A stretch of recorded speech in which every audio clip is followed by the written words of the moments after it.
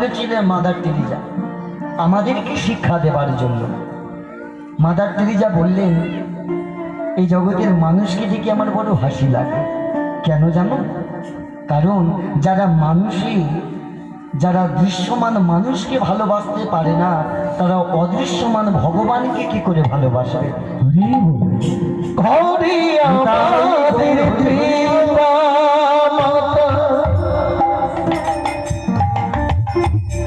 লক্ষ্মী নারায়ণ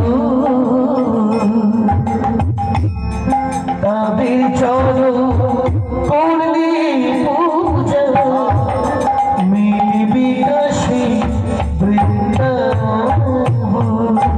তাহলে কত সুন্দর কথাটা একটু বোঝার চেষ্টা করুন। মায়ের বলে, যারা দৃশ্যমান মানুষকে ভালোবাসতে পারে না, মানুষ আছে, মানুষটা জানি, কথা বলে অনুভব করা যায়।